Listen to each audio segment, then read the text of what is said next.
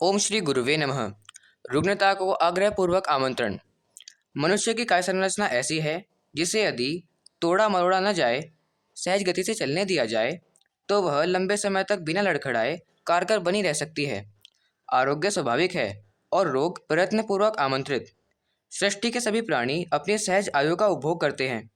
मरण तो सभी का निश्चित है, पर वह जीर्णता के चरम बिंदु पर पहुंचने के उपरांत ही होता है। मात्र दुर्घटनाएं ही कभी कभी उसमें व्यवधान उत्पन्न करती हैं। रुग्णता का अस्तित्व उन प्राणियों में दृष्टिगोचर नहीं होता जो प्रकृति की प्रेरणा अपनाकर सहज सरल जीवन जीते हैं। मनुष्य ही इसका अपवाद है। इसी जीवधारी को आए दिन बीमारियों का सामना करना पड़ता है। बेमौत मरते भी वही देखा जाता है। दुर्बलता, रुग्णता और असामयिक मृत्यु कोई दैवीय आपत्ति नहीं है। मनुष्य द्वारा अपनाई गई रहन सहन संबंधी प्रतिक्रिया मात्र है। आहार विहार में संयम बरता जा सके और मस्तिष्क को अनावश्यक उत्तेजनाओं से बचाए रखा जा सके तो लंबी अवधि तक सुखपूर्वक निरोग जीवन जी सकते हैं। आरोग्य की उपलब्धि के लिए बहुमूल्य टॉनिकों या औषध रसायनों को खोजने की तनिक भी आवश्यकता नहीं है। जो उपलब्ध है उसे बर्बाद न करने की सावधानी भर बरत ली जाए तो न बीमार पड़ना पड़े, न दुर्बल रहना पड़े और न असमय बेमौत मरने की आवश्यकता पड़े। चिकित्सकों का द्वार खटकाने की अपेक्षा आरोग्यार्थी याद रहन सहन में सम्मिलित कुचेष्टाओं को निरस्त कर सके तो यह उपाय उनकी मनोकामना को सहज ही पूरी कर सकता है। जिन्होंने रोगों से बचे रहकर लंबी जिंदगी का आनंद लिया है, उनकी जीवनचर्या पर दृष्टिपात करने से इसी निष्कर्ष पर पहुंचना पड़ता है कि सरल और सौम्य रीति नीति अपनाने भर से शरीर लंबे समय तक निरोग और सक्षम बना रह सकता है। दुर्बलता तो सामर्थ्य के अपव्यय से उत्पन्न होती है। रुग्णता प्रकृति विरोधी आचरण अपनाने का दंड भर है। जो जीवन संपदा के साथ उत्तेजनात्मक खिलवाड़ करते हैं वे ही उसे असमय होली की तरह जलाते और समय से पूर्व बेमौत मरते देखे जाते हैं। बहुमूल्य भोजन और शाही सुविधा न पाने पर भी सामान्य जनजीवन में निर्वाह करने वालों में भी असंख्य दीर्घजीवी पाए जाते हैं। इससे प्रतीत होता है कि आरोग्य प्राप्ति के लिए गरीबी बाधक नहीं है और न अशिक्षा।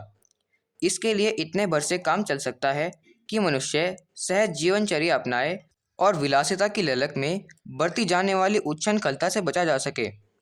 दीर्घ जीवन क्षेत्र में सफल व्यक्तियों के संबंध में जानकारी एकत्रित करने पर सरलता समर्थक तथ्य ही उभर कर आगे आते हैं।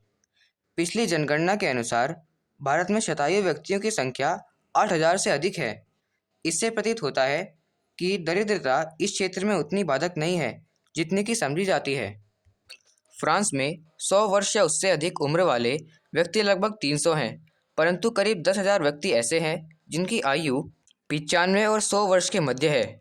फ्रांस की सर्वाधिक आयु प्राप्त एक महिला है, श्रीमती फेलिसी, जो अब से लगभग 15 वर्ष पूर्व 107 वर्ष की थी। अमेरिका में 1960 में 10,369 व्यक्ति शतायु थे। सन 1964 में यह संख्या 12,000 हो गई। 1964 में ही वहाँ फ्लोरिडा में एक भंडार चलाने वाले व्यक्ति श्री चार्ली स्मिथ 121 वर्ष के थे। वह निग्रो थे। वहाँ की जनसंख्या को देखते हुए इतनी कम संख्या में दीर्घजीवियों का होना बताता है कि शिक्षा या सुविधा साधनों से नहीं, दीर्घ जीवन का सीधा संबंध प्रकृति के अनुसरण से है। 19 अक्टूबर 1964 को आगरा में रजिस्ट्रार जनरल की एक रिपोर्ट से ज्ञात हुआ कि उस समय देश में 40 व्यक्ति 150 वर्ष से अधिक अवस्था की आयु के थे। इनमें से 35 ग्रामीण निवासी तथा शेष शहरी क्षेत्रों के निवासी थे। भारत के सर्वाधिक उम्र वाले व्यक्ति रज्जा कदर का अगस्त 1964 में निधन हुआ। वह कुलगाम गांव का निवासी 178 वर्ष की आयु में दिवंगत हुआ। सन 1964 में 168 वर्ष की आयु वाले 3 व्यक्ति असम और एक पश्चिम बंगाल में थे। 160 वर्ष की अवस्था का एक व्यक्ति मध्य प्रदेश में विद्यमान था। भारत की वृद्धजन सम्मान समिति ने दीर्घायु का आनंद लेने वाले व्यक्तियों की सम्मतियां एवं सुझाव तथा निजी जीवन पद्धति का संकलन किया। उसमें से कुछ का विवरण इस प्रकार है। ईरान के 191 वर्षीय श्री सैयद अबू तालेब मैसाबी का कहना है कि दीर्घायु का रहस्य सुखी परिवार एवं कठोर परिश्रम से है। उनका स्वयं का खूब भरा पूरा परिवार है तथा कुछ न कुछ श्रम अब भी करते रहते हैं। रूस के 158 वर्ष की आयु वाले श्री मुस्लियो शिराली फिरजाली ने दीर्घ जीवन का रहस्य बताते हुए कहा, मैं नित्य प्रातःकाल उठ जाता हूँ, 12 महीने ठंडा पानी पीता हूँ। दिन में कभी नहीं सोता।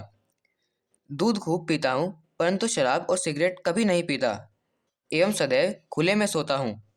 सिंगापुर की 133 वर्षीय श्रीमती नोरिया विगते वायुमेन ने लंबी आयु का कारण अपना ईश्वर विश्वास बताया।